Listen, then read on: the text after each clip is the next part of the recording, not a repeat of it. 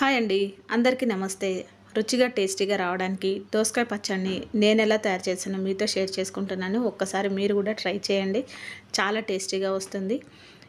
ఇందులో కావాల్సినవి సింపుల్, ఏం అవసరం లేదండి. కొంచెం పల్లీలు ఉంటే చాలు, చిక్కగా వస్తుంది పచ్చడి. మనకి నార్మల్గా దోసకాయ పచ్చడి మనం ఉట్టి పచ్చిమిర్చితో చేస్తే కొంచెం పల్చగా అనిపిస్తుంది కదా, అలా కాకుండా దోసకాయ 2 చిన్నవి తీసుకొని ముక్కలుగా కట్ చేసుకోండి.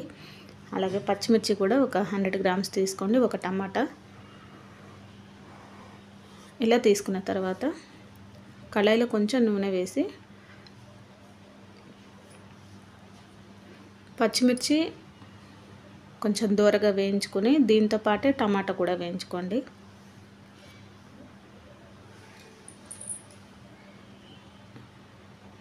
కొంచెం వేగాలండి, పచ్చిమిర్చి వేగితే టేస్ట్ బాగుంటుంది. అలాగే ఒక టమాటా వేసుకోండి.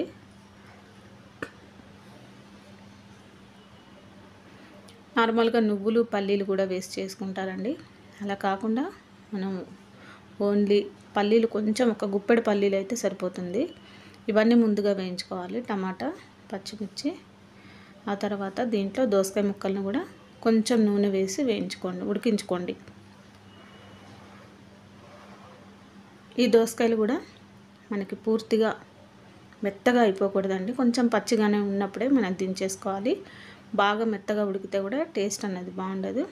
కొంచెం ఒక 2 నిమిషాల పాటు కొంచెం నూనెలో అలా వేయించి కొద్దిగా పచ్చిగా ఉన్నప్పుడే తీసి పక్కన పెట్టేసుకోండి.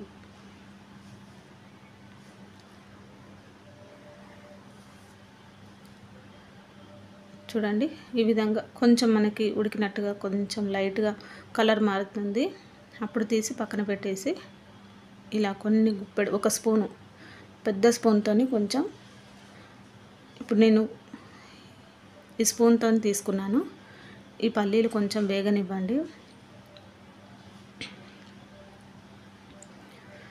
ఇలా వేగిన తర్వాత మిక్సీలో ముందుగా పల్లీలని మిక్సీ వేసుకోవాలి పొడిగా. ఆ తర్వాత పచ్చిమిర్చి వేయించుకున్నవి, టమాటా, వెల్లుల్లిపాయలు, కొద్దిగా చింతపండు,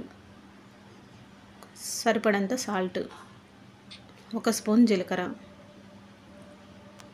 ఇవన్నీ వేసి కొద్దిగా మిక్సీ పట్టిన తర్వాత ఈ దోసకాయ ముక్కలు వేసి కొంచెం కోర్సుగా మనం మిక్సీ వేసుకోవాలి. బాగా మెత్తగా పేస్ట్ లాగా అవ్వకుండా కొంచెం కచ్చా పచ్చాగా మన రోట్లో నూరుకుంటే ఎలా ఉంటుందో అలా మిక్సీ వేసుకోండి. తర్వాత కళాయిలో కొంచెం నూనె వేసుకొని పోపు వేసుకోండి.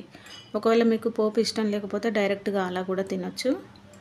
కళాయిలో కొంచెం నూనె వేసుకొని కరివేపాకు, ఎండుమిర్చి, కొద్దిగా జీలకర్ర అయితే సరిపోతుంది.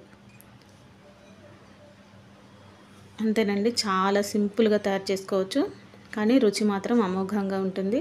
తప్పకుండా ట్రై చేయండి ఈ విధంగా. నా ఈ వీడియో మీకు నచ్చినట్లయితే ఒక్క లైక్ చేయండి, షేర్ చేయండి, సబ్స్క్రైబ్ చేయండి. మరింత సపోర్ట్ చేసి నా ఛానల్ని ముందుకు తీసుకెళ్ళండి. అందరికీ వెరీ వెరీ థ్యాంక్ యూ అండి. ఇది మనకి ఫ్రిడ్జ్లో పెట్టుకుంటే 2 డేస్ కూడా నిల్వ ఉంటుంది. తప్పకుండా ట్రై చేయండి.